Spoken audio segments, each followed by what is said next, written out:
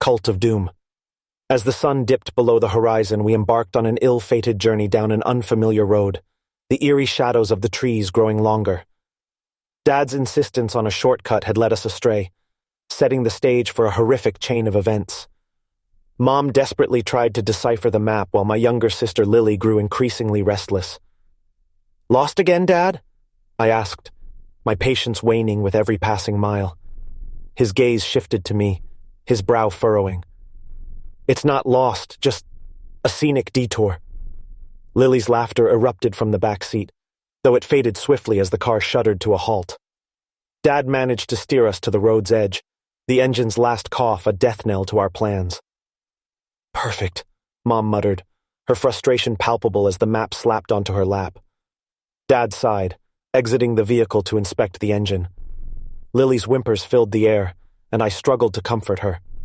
Stranded without cell service in an unfamiliar wilderness as night descended, Dad conceded defeat. "We need help," he declared, his gaze scanning the dense woods that enveloped us. "This wouldn't have happened if we'd stuck to the main road," I muttered, our anxious footsteps echoing through the forest as we ventured onward. Time seemed to stretch as we trudged through the woods, fatigue and anxiety gnawing at our resolve. Then, like a fever dream, a desolate village emerged from the darkness. Dilapidated houses stood in grim silence, windows boarded up. At the heart of the village lay a decrepit building exuding an unsettling energy. Dad rapped on a nearby door, hoping for guidance. It creaked open, revealing an elderly woman whose sinister grin sent shivers down my spine. "You've arrived just in time for the gathering," she intoned, her voice laden with ominous undertones.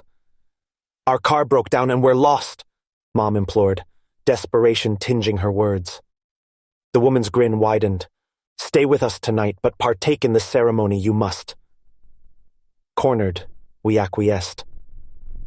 As night deepened, the villagers converged in the decrepit building, an oppressive aura hanging thick in the air. An altar dominated the room, adorned with cryptic symbols and flickering candles.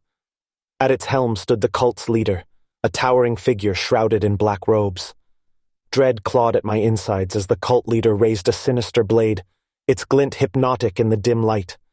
Villagers willingly laid themselves upon the altar, an ominous pact unfolding before my horrified eyes, as the leader extracted their hearts in a chilling spectacle.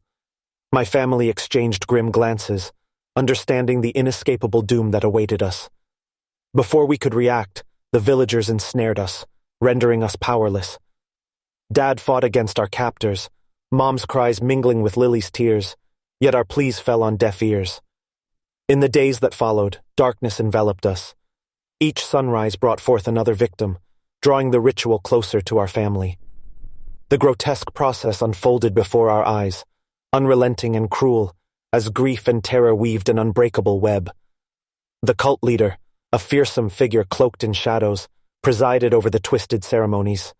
One by one, members of my family were taken to an altar of dread, where their lives were extinguished in a gruesome display of devotion. My father's heart was the first to be ripped from his chest, followed by my mother's. Horror and despair filled my heart as I heard their shrieking screams and my sister's cries. On the next night, as the cult leader enacted the ritual once more, I managed to slip my bindings. While the cultists remained entranced, I stealthily freed my sister. Through a cracked window we slipped into the woods, our heartbeats pounding in sync with the rhythm of escape. We eluded capture through the moonlit nights and sunless days, propelled by fear and desperation. And finally, on the brink of surrender, we stumbled upon a road. Breathless and broken, I sprinted onto the road's unforgiving asphalt, arms flailing.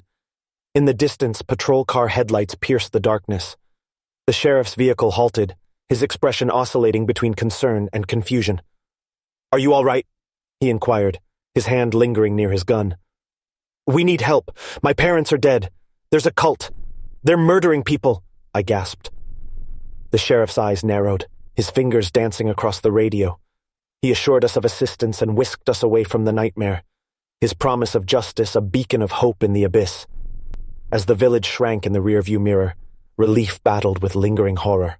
We had escaped, but the specter of the cult's atrocities would forever haunt us. Grief for our fallen family members intertwined with the inexpressible relief of survival, etching the traumatic ordeal into our souls. a nightmarish journey into the depths of human darkness. Thank you so much for listening. If you enjoyed this video, please give it a thumbs up and consider subscribing to my channel for more stories. Your support means the world to me, and it helps me create more great content for you. Until next time.